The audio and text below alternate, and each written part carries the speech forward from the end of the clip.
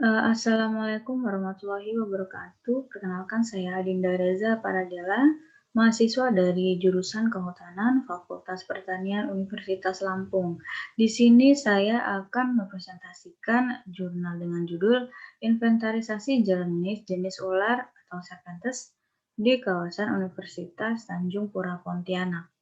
Untuk jurnalnya sendiri yaitu Jurnal Fobion yang ditulis pada tahun 2011 dengan volume 8 nomor 2 halaman 35 sampai 46. Jurnal ini ditulis oleh Rambiosius, Tririma Setiawati, dan Riyandi. Mungkin kita akan bahas bahasan selanjutnya, yaitu ada indikator materi. Yang pertama ada pendahuluan, yang kedua adalah metode penelitian, ketiga hasil dan pembahasan, dan yang terakhir kesimpulan. Mungkin kita langsung saja ke pendahuluannya. Untuk pendahuluannya sendiri itu adalah latar belakang. Yang pertama yaitu menyempitnya ketersediaan area berburu ular. Yang kedua, kematian ular akibat pembukaan lahan. Yang ketiga, pengaruh suhu terhadap perpindahan suhu jenis ular.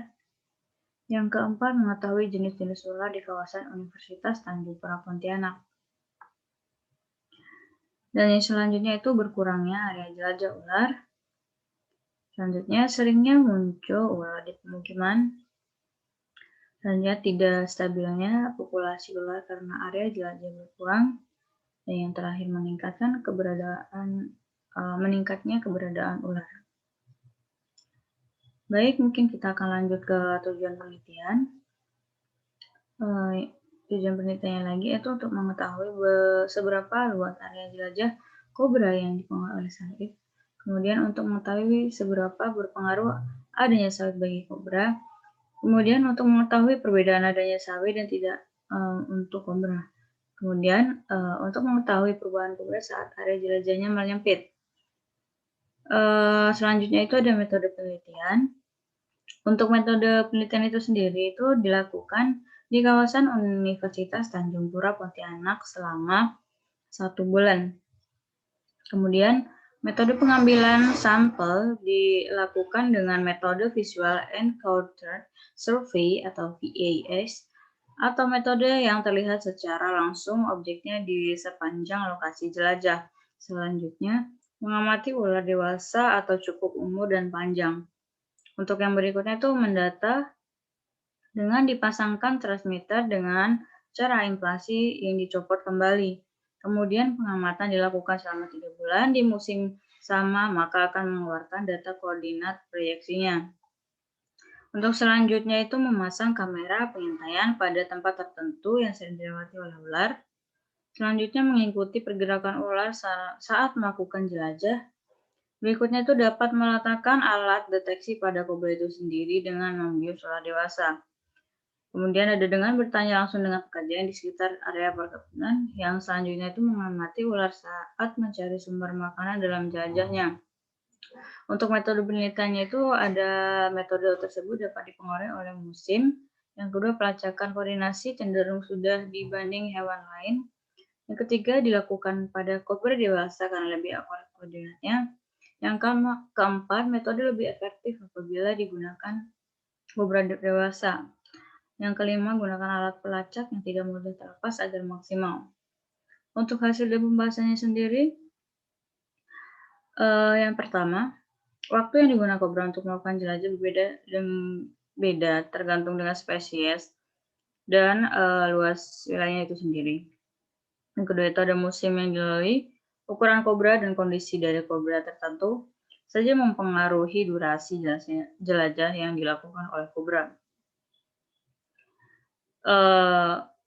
Untuk luas jelajah, pada gambar di samping itu terlihat area ditinggal ular yang tidak tentu cenderung dilakukan oleh kobra muda yang lebih random area jelajahnya. Kemudian ular akan memilih daerah yang cenderung basah dan lembab, dataran rendah dan tinggi lainnya. Kemudian keberadaan ular akan memilih ke perkebunan untuk berburu tikus dan lainnya. Kemudian, kobra akan menjelajah dengan rute yang sama kecuali itu kobra muda atau yang belum dewasa. Kemudian, perkebunan sawit memiliki keuntungan dan kerugian bagi kobra itu sendiri dalam mencari buruan karena perkebunan memiliki banyak hama seperti tikus. Kemudian jelajah kobra biasanya memiliki rute yang besar sebelum adanya sawit gitu. Kemudian, pada tabel di samping itu berisi jenis-jenis ular yang ditemukan di kawasan kampus Universitas Tanjungpura, Pontianak. Bisa dilihat ada beberapa ular yang telah ditemukan. Ada ular pucuk, kopi lidi, tikus, kepala dua, tedung, badut air, sanca batik, kawal, dan pelangi. Dan pada gambar selanjutnya ini terlihat jenis ular yang tidak berbisa ditemukan di sekitar kawasan kampus Universitas Tanjung Pura Pontianak, terdiri dari ular Flavolineatus, Rufus, H. bucata, M. reticulatus, P. coros, dan X. unicolor. Untuk gambar selanjutnya itu terlihat jenis ular yang berbisa ditemukan di sekitar kampus Universitas Lampung Pontianak. Universitas Tanjung Pura Pontianak terdiri dari ular A. prasina atau baby selma, D. pictus berbisa sama ular, dan N. sputatrix berbisa mematikan. Pada gambar tersebut terlihat karakter morfometri ular yang ditemukan di kawasan Kampung Untan, Pontianak. Untuk gambar selanjutnya itu terlihat karakteristik yang mencangkup kepala, badan, ekor, dan keping anal yang dibedakan dari jenis spesiesnya. Dan untuk yang selanjutnya pada gambar tersebut terlihat parameter kelembapan udara, suhu udara di kawasan Kampung Universitas Tanjung Pura, Pontianak yang dilihat dari suhu per minggu dan kelembapan per minggunya. Untuk yang selanjutnya itu ada kesimpulan. Untuk kesimpulannya sendiri yang pertama, ular ditemukan merupakan jenis ular yang berbisa dan tidak berbisa. Yang kedua, perubahan yang terjadi pada setiap wilayah yang diamati tergantung dengan pakan yang ada.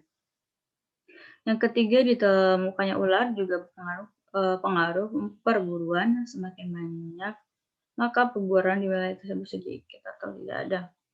Kemudian yang empat, pada area tersebut bentuk nilai dan tegakan berpengaruh dalam hasil yang didapat. Kemudian ada daftar pustaka, dan di sini ada kata mutiara, yaitu what looks good is not necessarily the best, and what looks bad is not necessarily bad. Mungkin itu saja yang dapat saya sampaikan mengenai presentasi kali ini. Jika ada salah dan kurangnya saya mohon maaf. Saya akhiri. Wassalamualaikum warahmatullahi wabarakatuh.